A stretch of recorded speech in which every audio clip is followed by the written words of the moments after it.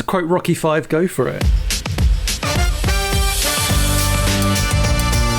Hello, you are listening to Off Radar with me, James Smith. Me, Neil Brock. And me, James Eatock. It's a movie podcast! We can do characters that fly and shoot laser beams and do woo. Beneath all of that, it's all about friendship. Playing the drums until his hands are bleeding. Each week, one of us picks a movie that all three of us either haven't seen in many years or in some cases haven't seen at all. We each head off and watch the chosen movie, return to the microphone, then waffle about it for your listening pleasure. Furthermore, if you want to join in and suggest a movie for us to watch, why not tweet us at Off Radar Podcast or email us on offradarpod@gmail.com. If you like what you hear, please subscribe, share and review. It really helps getting the pod out there.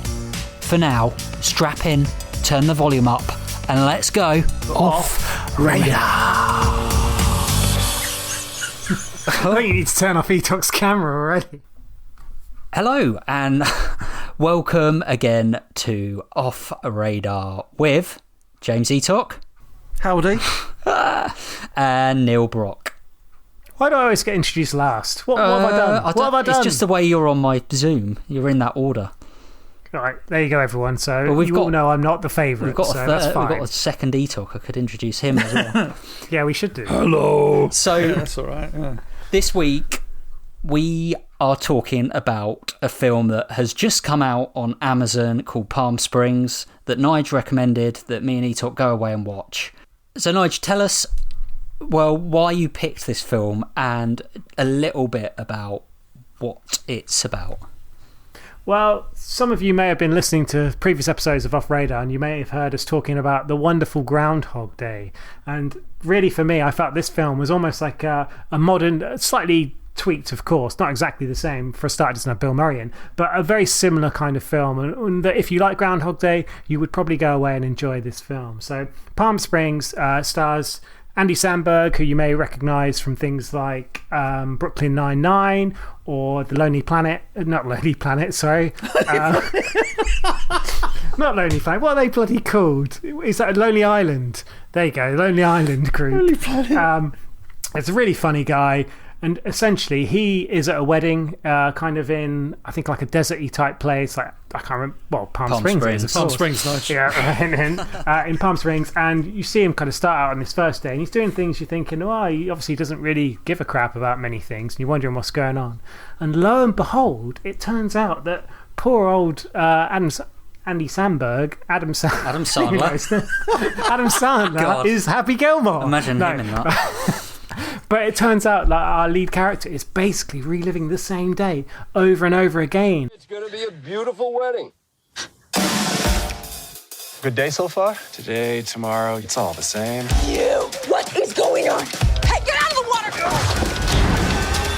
And he unwittingly drags another wedding guest, the wonderful what's her name? Cristin Milioti. Cristin Milioti, who you might recognise from things Black like Mirror. Black Mirror. Yeah, she's in The Wolf of Wall Street. She was also in a series of Fargo where she was really great in that as well. And yeah, sort of unwittingly pulls her into it. And then this podcast's good old friend, J.K. Rowling, a.k.a. J.K. Simmons, is also in it and plays like a brilliant role. And it's kind of got all the little bits from Groundhog Day, kind of like the realisation of, oh my God, this is it. Like I want to kill myself because I'm just living the same day over and over again. What are you doing? Bracing for a quick death. I mean, we can't die, but pain is very real. There's nothing worse than slowly dying in the ICU. We could just skip this whole phase.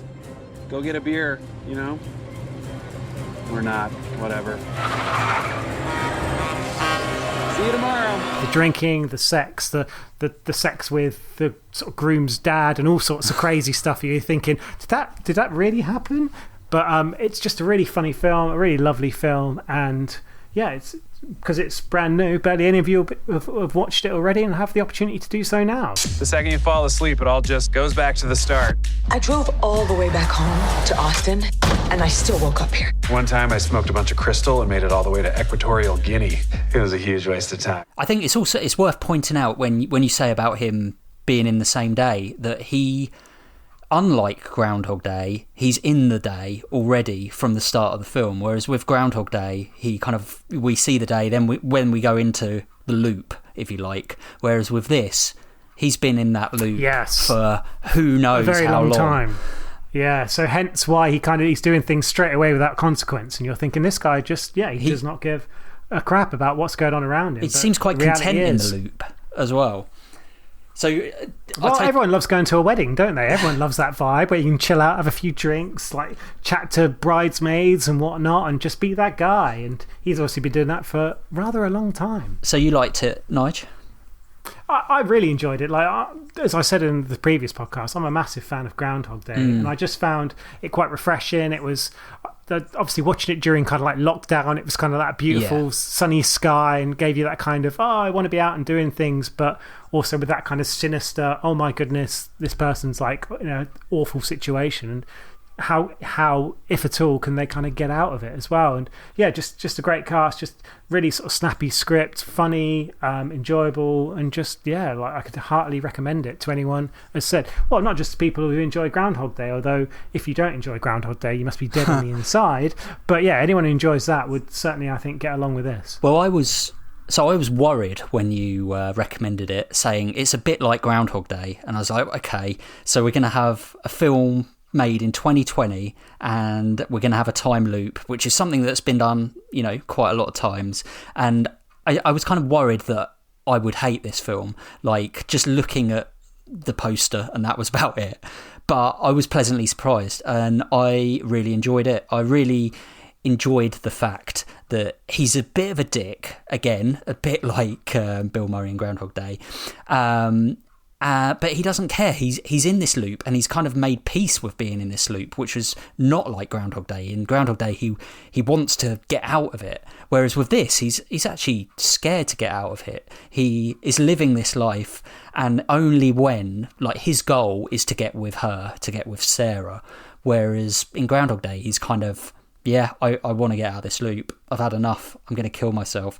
And I felt like it just really surprised me. I really enjoyed the quirkiness of it. I liked the kind of the kind of there's moments where to get into this time loop that she kind of gets dragged into, that goes into this almost like 80s kind of cave type thing, and I really enjoyed that kind of fantasy element.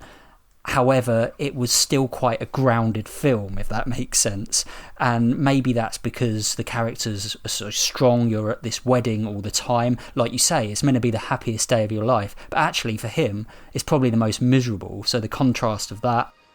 Everyone here is your family. We are your world, and we will cheer you on with delight in our eyes as you achieve your wildest dreams. So raise a glass.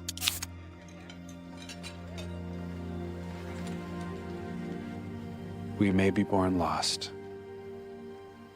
but now you are found. Once again, like Groundhog Day, like they're in an alien place. Like in Groundhog Day, they go to that snowy place. In this place, they're in the middle of the desert. It's never just like they're at home, or like even in Russian Doll, which is I don't know if you guys have seen that Netflix show. She's at a party. It's really interesting how they use time in these kind of foreign places, which I found really fascinating. I really like her. She's great as a character in it. She's so likable. I didn't actually find him that likable, but I really enjoyed. She's the likable one. He's a bit of a dick, but I liked that fact about it, that you're more rooting for her and enjoying him being a dick, which it's a good kind dynamic, of goes against what I would expect in a film. It's like. And she's desperate to get out of the loop. She's trying everything to get out of the loop, whereas he is just like stuck in this like craziness. But J.K. Rowling is a scene stealer in it. I personally think like I haven't really seen him play like that kind of role. Like we've seen him play like the guy in Spider-Man, where he's a bit comic, and even in Whiplash, he steals the scene in a totally different way because he's an utter bastard. In this, he's so funny, but he's almost kind of terrifying. There's a scene where they're Like, they're like picks little kind of moments of the day, and it kind of flashes around where they're like, he's in the bath with him doing coke. You want to dance? You know the officiant? He's got a bag of sweets in his pocket. You're right. Got him. When he first comes into it, he's essentially like hunting the lead of the Yes. film. You're like, what the hell is going on? And for that introduction, you're kind of like, well, wait a minute, where does this film go now? He's killing him.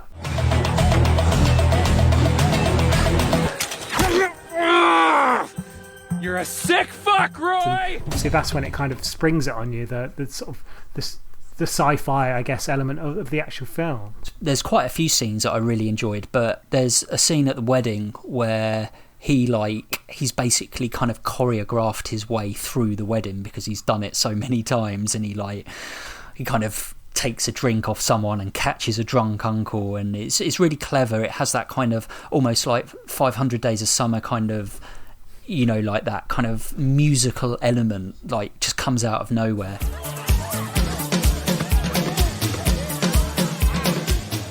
Yeah, overall, I thoroughly enjoyed it, and I wasn't expecting to.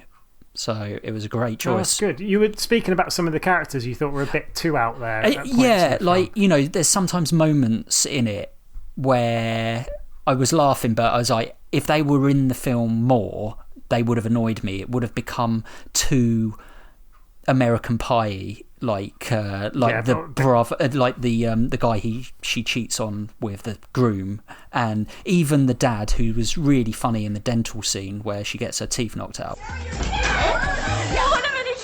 What happened? Is she okay? She'll be okay. I'm taking Tala into town. This dentist glues teeth. Like, really funny, but again, like they're like those kind of slapstick moments, and he's actually, that's like Peter Gallagher, isn't it? Like yes. The dad from the OC. Yeah, he was in Hudsucker Proxy as well as like a crooner, so I'm a big fan. But anyway, yeah, trying to fix I agree with that. You know, maybe if they were in it too much more, I probably would have got annoyed, but I did. You know, they were in it the right amount, which is a testament to the script. And the core of the film is those three characters we've kind of discussed, isn't it? Like, you get introduced to one, introduce the other, and then just as the film kind of unravels itself and kind of shows you what it's going to be, that's when you meet the third. And from that point on, it's kind of their story, albeit predominantly with the two leads. So Etok, you've been very quiet thus far. No, I was listening to you. I was enjoying your enjoying your reviews. No, I like Smith. I was kind of worried when Nige said it's a bit like Groundhog Day. I thought, oh god, and I loved it. I dreaded the Groundhog Day thing. I couldn't even remember, like I say, when I started watching it, I couldn't remember what happens in this film or what the basic premise is. So coming into this film, and then it's like Smith said, the scene where he traverses the floor and does this, you're like, bloody hell, this guy's like so smooth. Like, I don't understand why he's so good at this. And then, you know, they start making out, and he's directing like his wedding speech towards her, and then they kind of get off, and then he goes in the cave. You're like, what is going on? After he's being hunted by J.K. Rowling. And what I love about this film is, you say he's kind of unlikable, and Cristin Milioti, I remember her most of all. She did an episode of 30 Rock, which was one of my favourite TV shows back in the day. She did like this amazing, she was just one character, one episode, but she stole the episode because it was such an absurd character. And I've always liked her in stuff I've seen since then, like Wolf of Wall Street, and she was in you mentioned the Black Mirror episode. She's fantastic. She's one of those actresses that I think, because she's got very big emotive eyes, you kind of get drawn into it, and she by having that kind of doe-eyed look, you're almost always going to, and her character is written that way, but you're almost always going to side with her because it's like, oh yeah, she's you feel for her plight because she's new at this. Pain is real. Why can't you understand that? It doesn't matter. Nothing matters, right? Those are your words. No, pain matters. What we do to other people matters. Being a source of terror is not fun, okay? It's not fulfilling. I know this from experience. It doesn't matter that everything resets and people don't remember. We remember. We have to deal with the things that we do. Oh my God, cry me a river, Niles. You were never going to deal with him. I actually did you a favor, so fuck you. No, Sarah, fuck you. She brings out certain sides of his character that you don't see up until that point, because you're thinking about his kind of personality. Like you say, Smith is a bit of a jerk. So you're like, oh, this, that, and this. But then it's like, oh, he's created rules in this time loop. Like he says, you can't inflict pain on people. Pain is forever. And she's like, yeah, but it doesn't matter, right? You keep telling me it doesn't matter. He's like, that's not the point, because you have to live with it.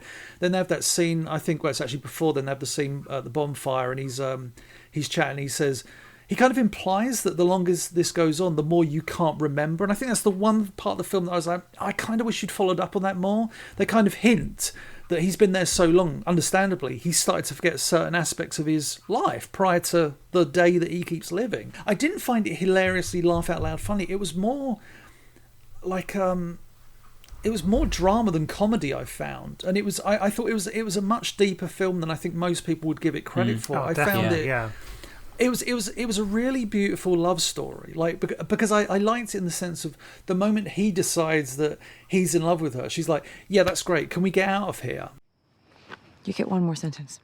Okay. Even though I pretend not to be, I've realized that I am completely codependent. But I'm cool with it, because I think that life should be shared now. And I need you to survive. Okay. That's your one sentence. I need you to survive, comma. But it's so much more than that. Colon. I know you better than anyone knows you. I've never been the biggest fan. I like what he's been in, but I've never really seen a lot of his work. Andy Samberg or Adam Samberg? Like Hot Rod and stuff like that, and Pop Star and things like that. I've never really seen a lot of those things, but I've always like I've seen most of his stuff on Saturday Night Live. Like he did like an amazing thing. He's done like loads of amazing sketches, but there's one with Natalie Portman as a rapper that was hilarious. Yeah, I remember that. Yeah, oh, so good. But yeah, he's great in it. But she, I think, is amazing in it. She really kind of grounds the movie and gives it heart. That's what I found anyway. And I just thought it was a really straightforward story, but it was a surprisingly beautiful movie, I found. I was like, oh. And it took, like, it's a film much, like other films where it looks to previous films, Groundhog Day, this, that, and the other, but it honours them without kind of just outrightly nicking stuff and going, oh, we'll have that. Like, like you both have said, it's a unique take on the time loop thing, and I think it's an original. It's an original take on something that's been done a million times before. But yeah, it's a really, really good film. I really, really thoroughly enjoyed it. Definitely, it's one of those that I'd recommend to people, and definitely, I'll give this another watch. It's crazy that it it didn't. They didn't release it at cinemas. Like it's kind of. It feels like an indie film with Hollywood execution, if that makes sense. Yeah, but they didn't release it in cinemas because of COVID, right? I guess that's the reason. I think that was probably... I think it did really well at like Sundance, but again, there's no kind of way of distributing films. Yeah, I think it was... Yeah, it was due a cinema release, but much like Tenet and other films, it just... Yeah. Well, actually, Tenet did well, go to the I guess cinema, a lot much like, they put back, that films that they would, but I guess they thought with this, actually, it doesn't... Yeah, maybe it's not Bond. You don't need to put that back a year. Yeah, it's not a cinema and film, actually, so to speak, is it? The irony of watching it in a pandemic probably adds to its internet release, right? Oh, definitely. Yeah, of course. I thought there was like a really poignant scene where obviously Andy Samberg and J.K. Simmons' characters are sort of almost like mortal enemies because, well, essentially Andy Samberg's character brings J.K. Simmons into this horrible loop. But he goes and visits him at his house with his family, and I love that scene. This is kind of one of the things that really adds depth to it. And he kind of says, I was sort of unhappy with my life, and then now I've realised kind of what I've lost, that I want to spend time with my family. He just has to sort of relive that same day with his family over and over, because I think he's got to the point where he's fed up of getting revenge on Andy Samberg. He just wants to spend time with his family, and it makes you change your perception of his character completely in that kind of scene. It's funny. One of the things that's really funny is because he's obviously been in this for so many years, this loop, that why he always chooses to wear the same clothes as well. Like, he could wear something else the next day, but he always chooses to wear that kind of like Hawaiian shirt. I think he got to the point where he's just like so which, fed up. you know, it's just like it's the easiest thing to wear almost. Well, yeah, that's it. It's that exception of that loop and that world. One of the scenes I liked was when she first realises she's in it and he's in the pool drinking beer, and she throws beer cans at the pool. He goes underwater and you see these like cans like flying Saving through Private like Ryan bullets. Like, it's almost like like Saving Private Ryan or something like that. Tell me, what the fuck is going on? Sarah! Oh my god! What are you doing? Whoops. Yeah, it's quite stylish. Like it is sort of really well put together. Like you said, it's kind of like an indie film made in Hollywood, and yeah, it definitely benefits from that, I would say. It's definitely going to be a cult classic as well. I can't see it. This is. I wouldn't say it's going to be as big as in terms of cult, but it's definitely in the same geographical region as 500 Days of Summer. Yeah. As in, oh my god, you got to watch that film. That, you know, like I say, to me, that's a Nige movie. It's something that you haven't always heard about, but hey, Nige saw it, so let's give it a watch or something. Or you go around Nige's and he recommends it. Hopefully, to our Brazilian listeners, this is out in Brazil right now as well, because... Obrigado! Yeah, just a little hello to you guys. Yeah, because you are our biggest listenership, so thank you for listening, and thanks, Brazil. Okay.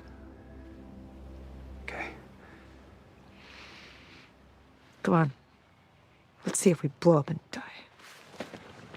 Okay.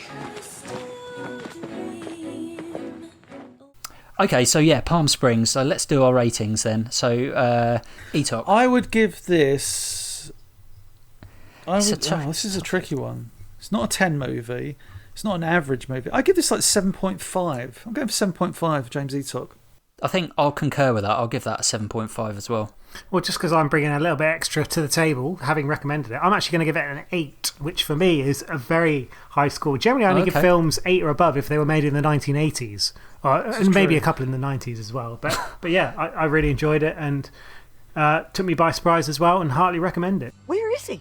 With a neighbor. What kind of dog is he? He's one of them shaggy dogs. He's one of them shaggy dogs. Hey, what the fuck are you doing in our pool? Well, I hope you enjoyed that episode. If you want to get in touch, or maybe why don't you suggest a film for us to watch, email us on offradarpod@gmail.com, or you can tweet us at offradarpodcast. So next week we're going to be watching Mr. Nobody, so try and watch that before the next podcast you listen to, and get in touch and tell us what you thought of it. For now, we'll speak to you next time on Off Radar.